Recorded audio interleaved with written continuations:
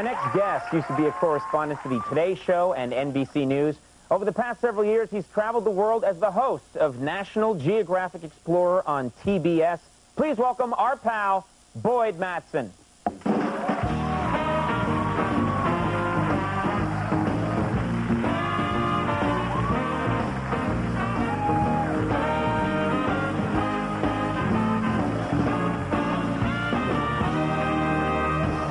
Now, Boyd, this is some, we've had you on the show before and you've talked about stuff.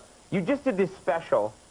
It's about bears. All about bears. And I'm confused because I've heard varying accounts of what you're supposed to do should you encounter a bear. What is the actual correct thing to do?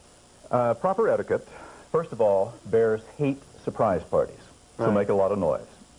Whistle, talk when you're walking down the trail, because if you... it's when you surprise them that they... surprise them, then they get a little nervous, and they might attack. So you're supposed to walk through the forest literally going like la, la, la, la, la, and making a lot of noise? In key.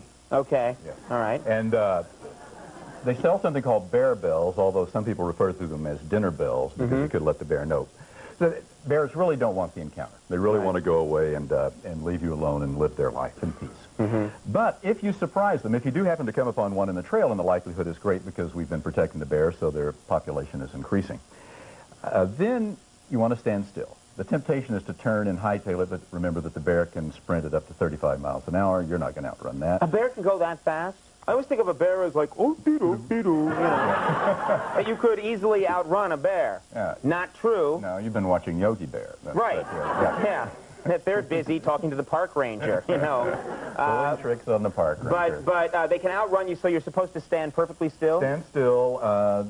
Divert your eyes. If you're looking at them, then you kind of look away. It's kind of like being on the streets here if you don't want to have that encounter. So. They say that's what road rage leads to, is that if you make eye contact with somebody, that makes it personal. And it's very true there. And then you want to make yourself large. Stand up tall, because in the animal world, like in single bars, size counts. Right. And the bears see that. So you do. You actually get big, and then you just kind of stand there, and then you can slowly start backing away. Okay. Now, if the attack happens, if the bear comes anyway, then you've got to protect. Then you just die. You get ready to... Bottom line. Then it's time to proceed to die, very methodically. Last will and testament. No, you cover up. You roll over. You put your hands behind your neck. Why there? They like that part of... They like the meat there? Is the meat good? Yeah, well, they know that they snap the neck and... They know that? That's over. Well, they attack the animal. Oh, they're good. No. It's like they've taken a class. Okay. So you cover up that and you just and you want to cover your stomach also, so you lay on your stomach because they're going for the fleshy parts. It's easier to get in there. And that's so disgusting. And if they try to roll you over, then you roll back over on your stomach to protect yourself. That's weird that they really do think of you as food. They're like looking for, like, you know, like when I eat a steak. It's like, oh, that part looks good. I'm going to get that. Yeah, they want the fleshy part right away. Yeah, they're going to... Now, we have a clip here that I watched earlier today, and usually, you know, I don't like to show clips. I like to make it about us. But I saw this clip, and I had to show it. This is from the special. This is, I guess, a bear. This is Bart the bear, who starred with Alec Baldwin and Anthony Hopkins in the movie. He's a professional bear. Professional Still, bear. I watched this clip, and it freaked me. Look, take a look at this. This is from the special. And now, this guy is taunting a bear. Now, who is this idiot? I mean, he's like... That's Doug Seuss. He's the trainer of Bart. And Bart, look at the size of him. Right, but also he's like, ha, ha, ha, that's not funny. Oh, okay. Wait, ah! Bart weighs 1,400 pounds, so you can imagine. The bear just put his whole, like, let's have a fun game. Yes, I like the part of the game where I bite your face off. What was that all about? Yeah, that's... Well, also, bears have probably the worst breath that you can ever encounter. So in addition to getting hurt, you're just going to have to smell this. Do this show for a while, and you'll see. It's pretty...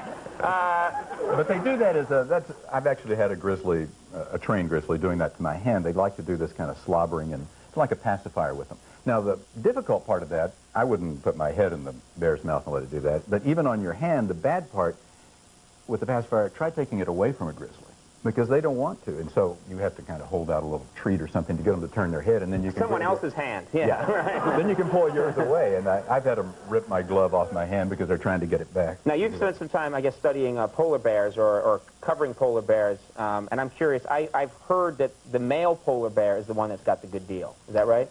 Well, again, size is everything. And the male polar bear can get up to 1,500 pounds. The females get maybe 600 pounds. So they've got that difference. And as soon as they mate with the female has to go off and she goes into a sort of hibernation. She goes into a little cave. She gives birth. She's got to feed these cubs. She's got to take care of them for 2 years. She's got to make sure that the males don't come around because they will eat the small cubs. So she's got all the work for 2 years. Even though it's their kids? Oh, yeah, they want nothing to do They're with like, them. that looks good. Daddy, gulp. And polar bears... Terrible. Polar bears are the true omnivores. All the other bears are really... other bears are omnivores, so they'll eat a lot of things. They eat a lot of plants. Probably more of the diet is plant. But the polar bear is a true carnivore. And the male polar bear, all he's got to do is have sex, is go out and procreate. That's all he has to do. Well, he has to eat. Well, yeah, you got to eat sometimes. Yeah. So he eats the kids. Right. He's primarily eating seals. We have one of the films in the show is about polar bears, and amazing. They followed them for a couple of years, this mother and her 2 cubs.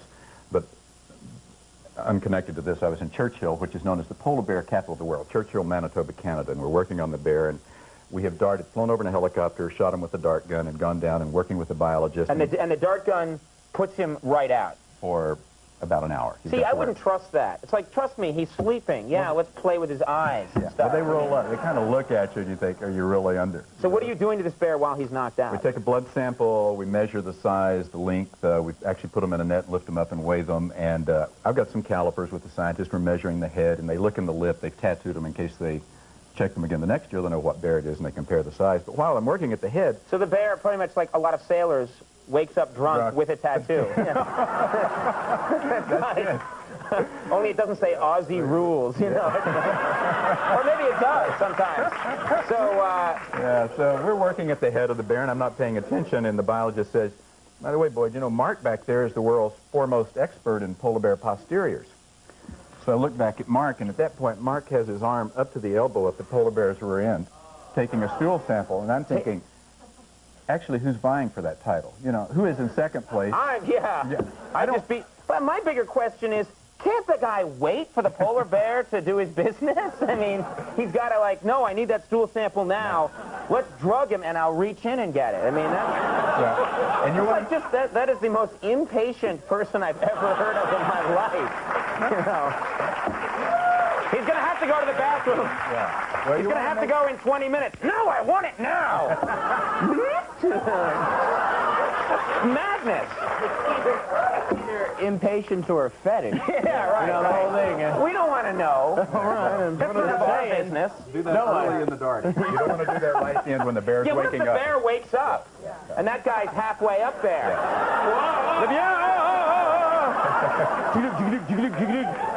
Just let go. I can't. I was talking to the bear.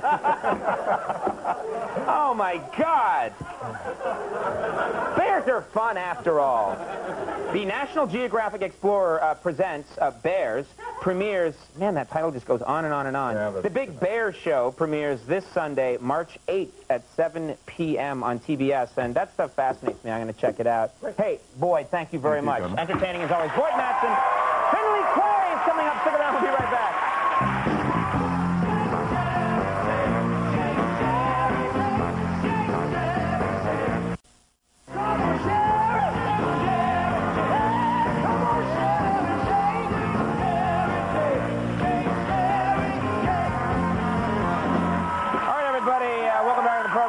You got to stay tuned. Next week, ladies and gentlemen, we have some amazing guests coming up, including William Shatner, Tom Arnold, Elizabeth Berkley, Dennis Leary, Holly Robinson, and much, much, much more.